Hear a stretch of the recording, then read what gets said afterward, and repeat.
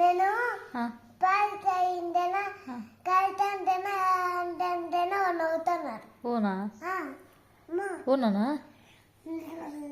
తినిపించాలనా? కింద పడబా. ఏం తింటున్నావు? పాలు. ఏదిరా? పాలు. పాలు బ్రెడ్ కదా వాడు. నువ్వు పాలు ఒకటేనా? బ్రెడ్ లేదా? పెట్ట ఆపోయింది కదా, ఒకటే ఉండేది. ఇంకా ఓనా అయిపోయింది.